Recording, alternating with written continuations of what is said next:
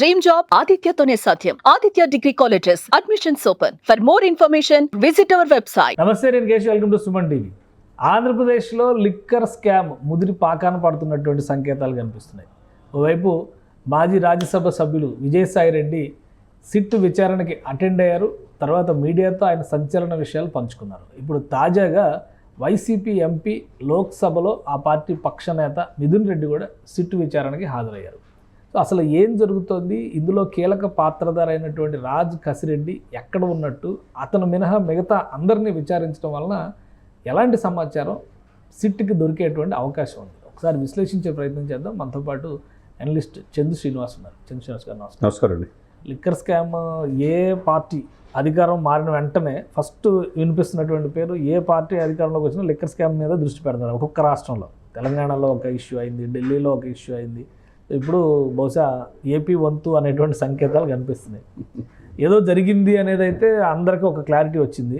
ఏం జరిగింది అనేది మాత్రం ఎవరో చెప్పట్లేదు. ఇప్పుడు వరుస ఎంక్వైరీలు, అందరూ వేళ్ళు ఒకే వైపు వెళ్తున్నాయి, అతను మాత్రం దొరకలేదు. సో ఏం జరుగుతుంది? విజయసాయిరెడ్డి గారు చెప్పినటువంటి మాటలు కూడా చాలా ఆసక్తికరంగా ఉన్నాయి. ఏమంటారు మీరు? విజయసాయిరెడ్డి గారు మొత్తం ఇప్పి చూపించాడు అనుకోవాలి అవినీతిని చిట్టానికి. నిజంగా అంటే మీరు అన్నట్టు ఢిల్లీ నుంచి గల్లీ దాకా మధ్యంతో ఎవరు పెట్టుకున్నా మటాషి అన్నట్టు అంతే. ప్రభుత్వాలే మారిపోయాయి.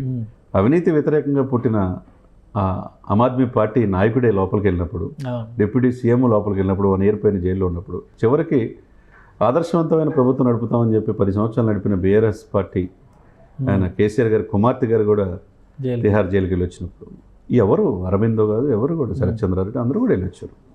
కాబట్టి ఢిల్లీ నుంచి గల్లీ దాకా ఎవరు కూడా దీన్ని అతిథులేని కాదు. దీంట్లోనే ఎక్కువ ఆదాయం వస్తుంది.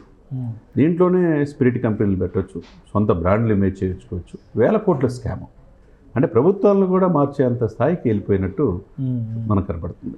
సరే, ఏదైనా నేను చెప్పిందంటో సార్, ప్రధానంగా ఆయన 100 కోట్లు నేను అరవిందో నుంచి ఒక ఆడాన్ కంపెనీకి 60 కోట్లు, తర్వాత డీకార్డ్ కంపెనీకి 40 crores నేనే ఇప్పించానన్నాడు.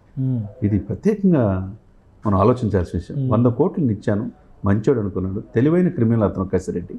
దీని వెనక కర్త కర్మ క్రియ ఆయనే ఉన్నాడని చెప్పాడు. ఏదైతే అందరూ కలిసి కసిరెడ్డిని బలిపశువుని చేస్తున్నారా అని కూడా అనిపిస్తుంది జనాలు. కొంతమంది ఆరోపణలు. కానీ ఇక్కడ ఏంటంటే ఏం జరిగిందనేది వాసుదేవరెడ్డి ఎంతవరకు చెప్పాడు, ఇంతకుముందు డిస్టిలరీ లీడ్ చేసిన వాళ్ళు ఎవరు, తర్వాత ఈబీ స్పిరిట్ కంపెనీతో పాటు ఇంకో 2 కంపెనీలు కసిరెడ్డి లీడ్ చేసిన మాట వాస్తవే.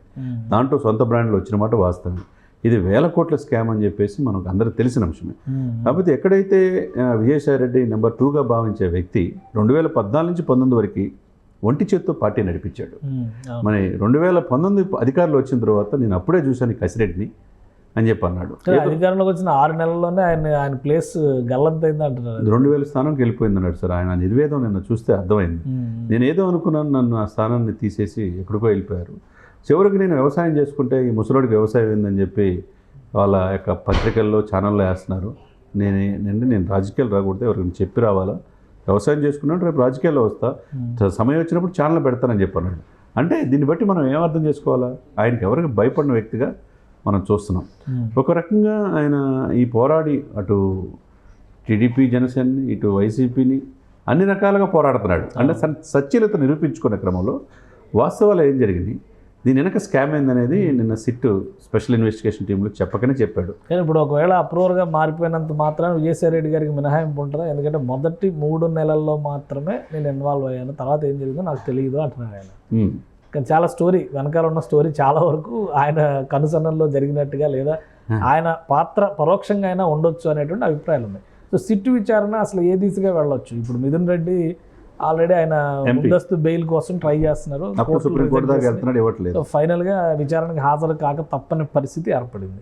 ఇది ఓవరాల్గా వైసీపీ మొత్తం పార్టీని అడగ చుట్టుకునే అవకాశాలు ఉన్నాయి. డెఫినెట్గా చుట్టుకునే అవకాశం ఉంది. ఇప్పుడు కసిరెడ్డి వైసీపీ, కసిరెడ్డి ఆ విజయోత్సవంలో ఫస్ట్ ఆయన ఉన్నాడు, తర్వాత 2 మీటింగ్లకి హైదరాబాద్లో ఒకటి, విజయవాడ ఒకటి మీటింగ్కి హాజరైంది విజయసాయిరెడ్డి గారే.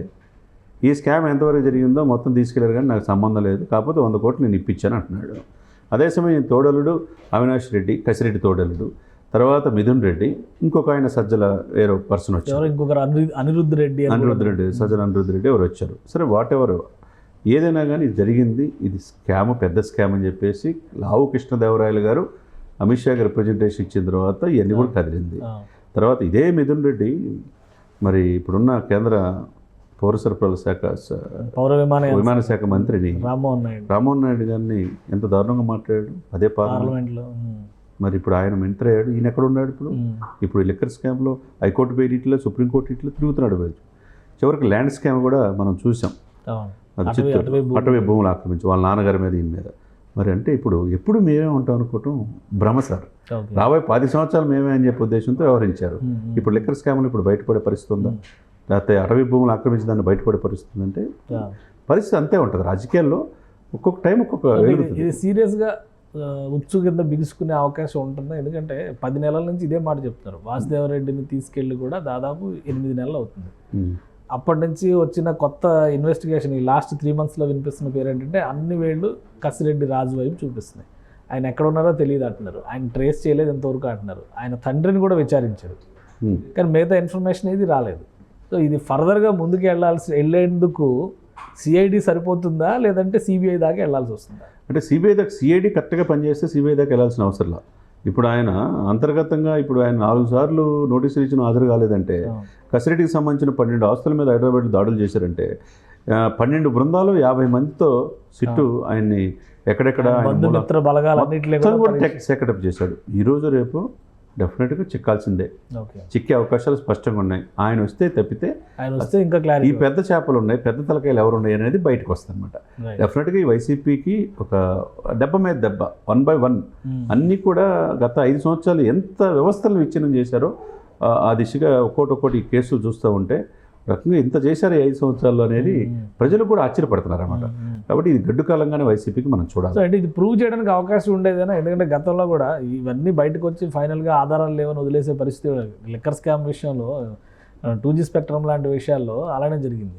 ఇప్పుడు మొత్తం అంతా ఈ ఒక 2-3 ఏళ్ళు మళ్ళీ ఒక డ్రామా నడిచి చివరికి ఏమీ లేదు అంతా ఊచని చెప్పనే పరిస్థితి ఉంటుందా? లేదండి, ఇక్కడ తప్పించుకోవడానికి లేదు. సాక్షాత్ ఆ బాటిల్ తీసుకొచ్చి పగలగొట్టిన పార్టీ అధ్యక్షురాలు పురంధేశ్వరి గారు చూసాం, బీజేపీ నాయకులను చూసాం. ఆ తర్వాత పవన్ కళ్యాణ్ గారు దీని వెనక 30,000 కోట్ల స్కామ్ జరిగింది. ఏదో కిల్లీ బంకుల్లో కూడా పేటీఎం ఏటీఎం ఉంటుంది, అదే ఇవన్నీ కూడా ఉంటాయి కదా, ఏమి లేకుండా గూగుల్ పే పేమెంట్ ఉంటుంది, అవన్నీ లేకుండా డబ్బులు ఇస్తేనే మందు అమ్మారు. దీని వెనక ఎంత వెళ్ళిందని చెప్పి అంటున్నారు. కాబట్టి విపరీతమైన ఆరోపణలు ఉన్నాయి.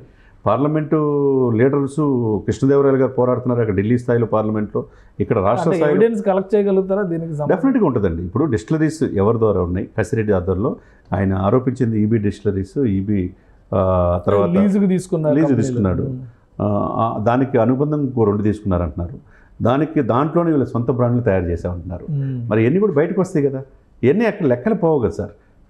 తప్పకుండా ఇది సహకరించిన అధికారుల మీద కూడా ఎటుపడే అవకాశం స్పష్టంగా కనపడుతుంది. రైట్. Thank you sir. ఇది లిక్కర్ స్కామ్ ఆంధ్రప్రదేశ్లో రోజుకి పెరిగి పెద్దదవుతున్నటువంటి సంకేతాలు కనిపిస్తున్నాయి. అతి త్వరలోనే రాజ్ కసిరెడ్డిని అదుపులోకి తీసుకునేందుకు అవకాశాలు కూడా ఉన్నాయని చంద్ర శ్రీనివాస్ గారు విశ్లేషిస్తున్నారు. ఆయన దొరికితే పెద్ద చేపలు ఎవరు అనేటువంటి విషయం పైన సరైనటువంటి ఆధారాలు సేకరించడానికి మార్గం సుగమం అవుతుంది అనేటువంటి విశ్లేషణ కనిపిస్తుంది. సో వేచి చూడాలి, ఏపీలో జరిగినటువంటి లిక్కర్ స్కామ్ నిజంగా దేశవ్యాప్తంగా సంచలనం అవుతుందా లేదా? ఇది special discussion. Keep watching. Suman టీవీలో మీ పర్సనల్ అండ్ బిజినెస్ ప్రమోషన్స్ కోసం కింది నెంబర్కి కాంటాక్ట్ చేయండి.